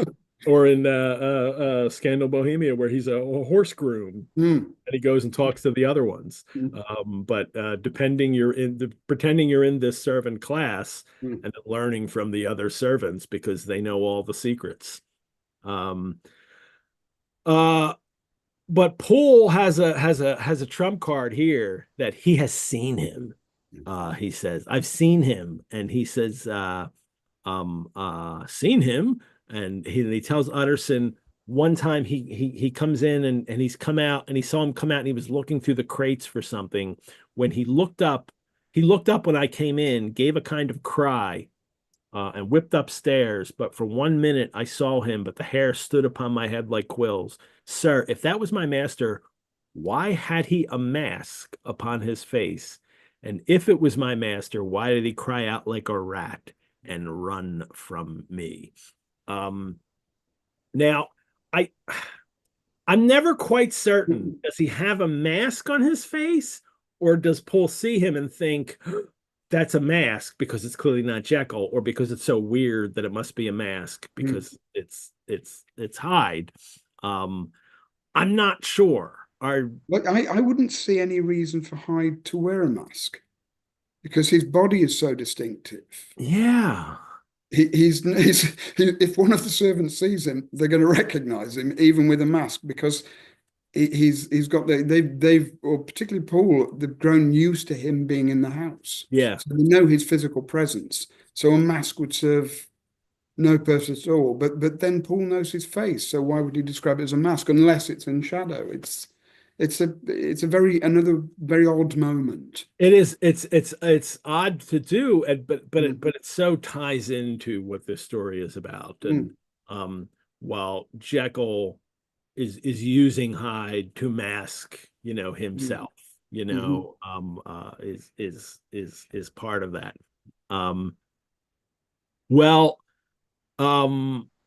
Utterson is, he must be, Utterson now has an explanation. Oh, well, of course, he's suffering from something, and that's and he's trying to recover, and that's why he's trying to get this drug. So it is plain and natural, hangs well together, delivers from all exorbitant alarms. And then Poole says, that thing was not my master, and there's the truth. Poole wasn't clear enough in trying to get Utterson is, but he was my master's tall, a fine build, and this was more of a dwarf. We know Hyde is very small in stature. Do you think I do not know my master after 20 years? And then Utterson finally gives in. If you say that, Poole, if you say that, it will become my duty to make certain, much as I desire to spare your master's feelings, much as I am puzzled by this note, which seems to prove him to be still alive, I should consider it my duty to break in that door. Ah, Mr. Utterson, that's talking, cried the butler. He has been leading him to this point the whole way. He just wants them to break the door down. He can't break the door down because he'd be, he'd be fired in a heartbeat breaking a door down for the laboratory for his man. He breaks in and then he's suddenly the master's there. It's very difficult to talk your way out of that. And Utterson finally admitting that, yes, let's break the door down. Utterson says, who is going to do it? Why, you and me, sir, was the undaunted reply. Poole's ready. Well, and now the lawyer realizes whatever comes of it, I shall make it my business to see that you are no loser, that, he can bear the responsibility for this. If Jekyll's in there, he could say, well, I said to break the door down. It wasn't your servant. There's an axe in the theater. Like, he's ready. He's got an axe there waiting for this moment to happen. If he had pulled out the axe to begin with, Utterson would have been, no, we can't do that. Let him say to break it down. Utterson takes a kitchen poker, and now they get to the real thing, what's been unsaid. Utterson says, we both think more than we have said. Let us make a clean breast. This masked figure that you saw, did you recognize it? And Poole says, the creature was so doubled up that I could hardly swear to that. But if you mean, was it Mr. Hyde? Why, yes, I think it was. Have you met Mr. Hyde? And Utterson says, yes, I spoke with him once. He lied to Poole earlier in the story. And he tells Poole that he's never met him because he has met him, but he wants to confirm about him. Poole says again, then you must know as well as the rest of us that there was something queer about that gentleman, something that gave a man a turn. I don't know how to say it, sir, beyond this, that you felt in your marrow kind of cold and thin. Again, another instance of someone describing Hyde. I can't quite put my finger on it, but there was something that really was wrong about this person. And then he says, when that when that masked thing like a monkey jumped from the chemicals, masked again. Now I'm thinking like it is a man, like Hyde has put on a mask. Because he doesn't want the servants to see him, and he thinks, oh, if they can't see my face, they don't know it's me. Right. I mean, of course they know it's him, but maybe Hyde doesn't think so. But like a monkey, there's that Darwinian anxiety. He's very animal-like. And that's the thing that's going to really feed into all the adaptations. Yeah. And it does, and it really feeds into that 31 Mammalian with Frederick March, but they do it so well, and it works really well in how they do it. And that's the thing that, if you're going to make Hyde a monster, to make him kind of ape-like is how he's described in the story anyway. So I kind of feel like that's almost a faithful from the description here, and then when you get Frederick March, jumping about.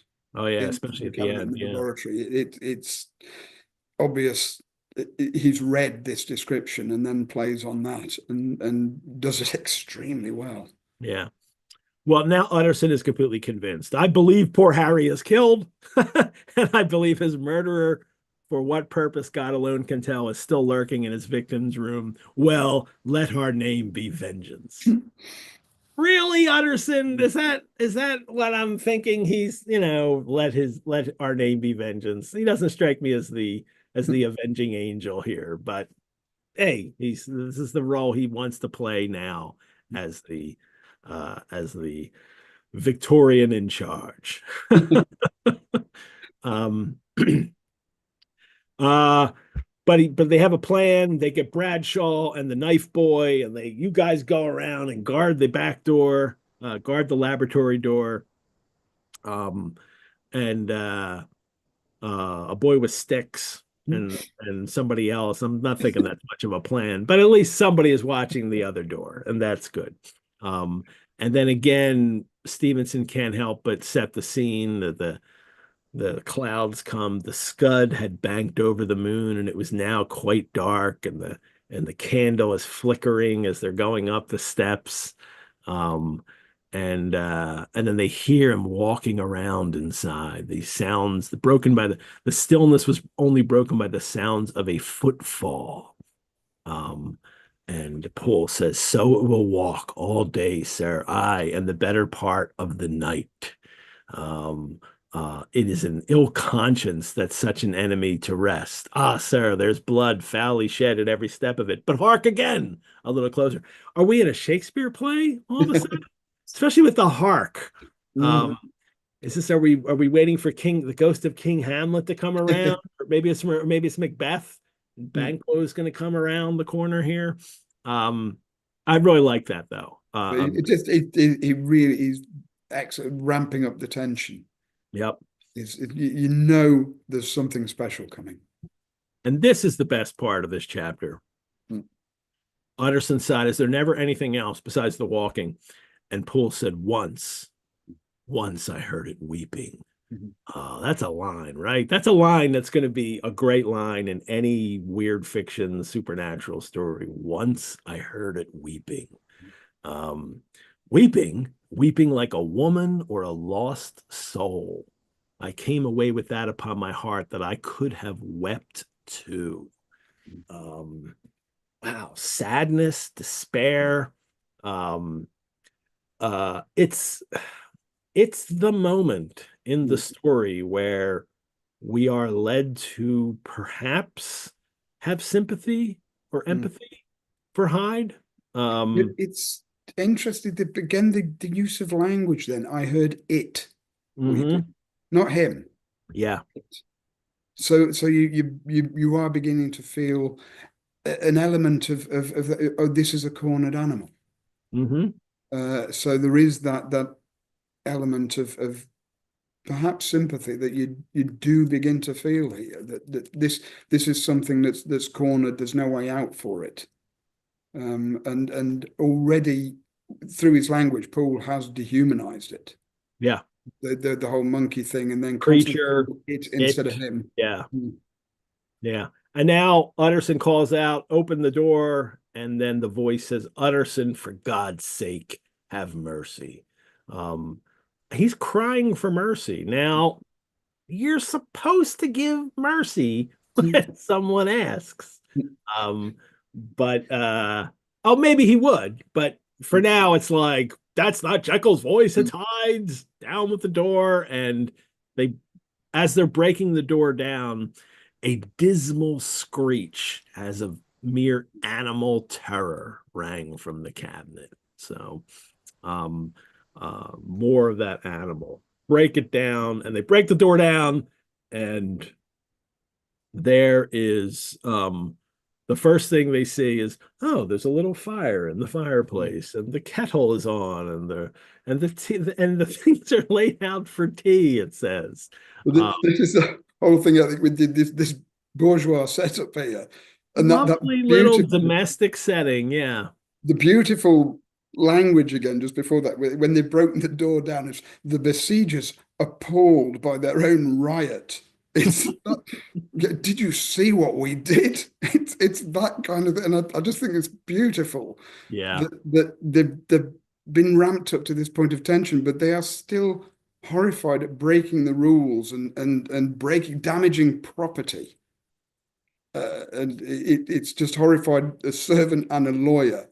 It's brilliantly put. And at first, what they've interrupted is, oh, it's tea time. That's what we've interrupted. The quietest room, you would have said. But of course, right in the middle, there lay the body of a man sorely contorted and still twitching. They drew near on tiptoe, turned it on its back, it again, and beheld the face of Edward Hyde. He was dressed in clothes far too large for him, clothes of the doctor's bigness. The cords of his face still moved with a semblance of life, but life was quite gone, and by the crushed file in the hand and the strong smell of kernels that hung upon the air, Utterson knew that he was looking on the body of a self-destroyer. The smell of kernels is that almond smell that happens with cyanide, and that's the crushed file. He's taken cyanide and committed suicide. But that creepy detail of his face still moving, but he's dead, is really strange. And that's it. That's all they find. Jekyll is gone, and nowhere was there any trace of Jekyll, dead or alive. Poole stamped on the flags of the corridor. He must be buried here, like it's a Poe story, right? He's buried the body under the flagstones. And then Utterson finds the back door locked and the key stained with rust. And Poole even says, look, it's broken too. The key's been broken, like somebody stamped on it. We have a locked room mystery now in this. Not only has this been a mysterious story from the beginning, who is Hyde, what is his connection? Now we get a locked room mystery where Jekyll was there in that room. Now he's not, but no one saw him leave. And now Hyde's there and he's dead and Jekyll's gone. Where is he? And that strange detail that's put in there. He's wearing Jekyll's clothes. Yes, and he's wearing Jekyll's clothes. Or at least clothes that are the same size as Jekyll. But Poole would obviously identify the clothes. And Utterson's final response is, well, this is beyond me, Poole. He's out of his element here. He's not Sherlock. He's not putting this together. Nor do I think he wants to. And they see that the chemicals are spread out in heaps of salt on saucers, and as if there was some kind of experiment going on. And then I like this, even as he spoke, the kettle with a startling noise boiled over. It's the famous ending of the 31 Mamoulian film too, with the kettle boiling over on the hearth. It's Stevenson with where we've been talking about him doing, writing plays. He's filmic. Yeah, his imagination and description, and you can just see that on even without, if you hadn't seen it on film, you can imagine it on film very, very quickly.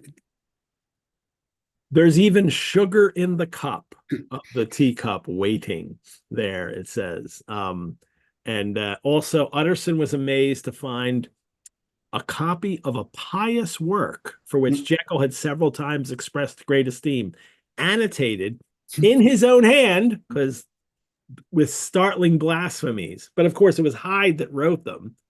He just didn't bother to disguise his hand in it. Again, the use of word, that annotated. Yeah, it's spot on. This isn't just mindless scribbling. Yeah. He's noted his views on it, but they're blasphemies, which doesn't mean curses. It just means it's kind of anti-religious. It is, perhaps, there is no resurrection. There is no God. These are blasphemies that he would have been writing in the book, not necessarily, curse words. And then they see there's a mirror, a cheval glass. That's one of those long, tall mirrors that people can look in. It's often on a tilted, stand, so you can fit a little bit. And the cheval glass, into whose depths they looked with an involuntary horror. Now we're in a weird fiction story, Yes. to look into the mirror with a horror. But it was so turned as to show them nothing but the rosy glow playing on the roof. So it was tilted up. Tilted just enough just to show the roof. The fire sparkling in 100 repetitions along the glazed front of the presses, and their own pale and fearful countenances stooping to look in. This glass has seen some strange things, sir, whispered Poole. I love that. I mean, just this, and just the image of this too, right? Because we know Jekyll's been using this. We read the story. We know he's been using this to see his transformations, and especially early on. And now he doesn't want to see, nor does Hyde. It's like turned up, so he can't see him there anymore. But this glass has seen. Mirrors don't see, they reflect. And what do they reflect? They reflect the person looking at them. And when Jekyll looks into the mirror and sees Hyde, he sees Jekyll. They but this is also a clue. See, we're getting clues here too. This is written, this whole piece is written like a mystery story as they've come to be. It's a locked room mystery, and there's chemicals here, and the key is broken, and the T has been set, and there's been writing in here, but it's Jekyll's hand, but it's things that Jekyll wouldn't have written. And now there's a mirror. These are all clues to put together the mystery. Sherlock would have put this together long before this. This all would have been confirmation, but this is for, us to put together in this mystery story. And now a large envelope. Oh, there's just so many. And in it, he unseals it, and several enclosures. So it's a large envelope, but then everything's sealed up inside, and also a will drawn up in the same eccentric terms as the one that he did 6 months ago, but in the place of the name of Edward Hyde, the lawyer with indescribable amazement read the name of Gabriel John Utterson. Now Utterson gets everything in the will. And if Jekyll disappears or is dead or disappears, he can't imagine that Hyde would have left this undestroyed, because, well, we know, because Hyde was hoping he was going to change back into Jekyll. He was going to get the potion and be able to change back into Jekyll. And it's dated, and the date means that Jekyll was there that day. He must still be alive. He must have fled. How, why, how do we figure this out? Lots of questions. And then Poole says, and there's another enclosure, and Poole says, why don't you read it, sir? Because I fear. God grant I have no cause for it. And then he does read it, and it's a little note. Do you have that there? Yes. So he, and with that, he brought the paper to his eyes and read as follows. My dear Utterson, when this shall fall into your hands, I shall have disappeared. Under what circumstances, I have not the penetration to foresee. But my instinct and all the circumstances of my nameless situation tell me that the end is sure and must be early. Go then and first read the narrative which Lanyon warned me he was to place in your hands. And if you care to hear more, turn to the confession of your unworthy and unhappy friend, Henry Jekyll. There was a third enclosure, asked Utterson. Here, there's another enclosure. But Utterson's response to that is he put it in his pocket. I would say nothing of this paper. If your master is fled or is dead, we may at least save his credit. That's what Utterson is most concerned with, right? This is why the official police force haven't been called in. Yes, because he wants to make sure there's nothing damning, nothing that's going to damage the reputation of Jekyll in this. Something with damaged reputation would damage his credit. That's what he means, his credit in society, that he is a creditable person. And Utterson takes it and will read the documents in quiet. But I'll be back before midnight when we shall send for the police. And then he leaves, and now we're to read the two narratives in which this mystery was now to be explained. The promise to the reader that the mystery will now be explained. You've heard all the facts, the incidents, and then the scenes, and you've read all the clues. And now, if you dare, go to the next chapter and you will find the solution. It's sealed in the back of the book and you will find out. I just love that about this, Paul. It really is like one of those solve it your own mystery books. Yeah, definitely, and with that element, and also kind of something more traditional with it is like Russian dolls or Chinese boxes. Yeah, and it is a puzzle in that sense. All these sealed enclosures within enclosures that will come to reveal. Oh, I opened this one. Oh, it's another one. You have to. We're not there yet. Yeah. So, all righty. Mm. Well, Biblioventurers, thank you for joining us for episode 3 of Monsters and Ghosts. Paul, thank you for joining me. Thanks, Ed. It's been a pleasure. You'll come back for episode 5 in a couple weeks with Olivia. Yep. And the 3 of us will discuss the second half of Jekyll's confession.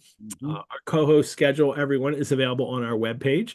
Olivia alternates with Paul, but then they're together. And then we'll have a final episode with Leslie Klinger joining us to talk about the legacy of Dr. Jekyll and Mr. Hyde. Next week, Olivia Retigliano returns to discuss the first the Lanyon's letter and saying what happened with him, and then the first half of Jekyll's confession. And we finally get some answers to this story. Well, thanks to our chat pool, Brianna, for managing the live chat links. Thank you, Brianna. We also couldn't do the shows without the generous support of our patrons. You can support the Rosenbach through donation. Your support helps us create more programs like this, and also care for our collections, like those editions of Deacon Brody from Stevenson that we showed earlier. You can also become a member. Membership gives you early access and discounts to programs and courses. You can find out more at our website. Remember, if you're watching live, become a member, and you become a member right now, you will receive an additional month added to your membership, 13 months. Or if you just join on the day of a live stream show, you will get that 13-month, that extra month added to your membership. Again, let me remind you to subscribe to our channel, to like these videos, and I hope to see you again, or I hope you will see us again. Paul, thank you, as always. Thanks again, Ed. In your smoking jacket. It's been fun. And I'll see you soon. Everyone, I am Edward G. Pettit of the Rosenbach Museum and Library, where the door to your biblioventure is always open. Thank you so much, and good night.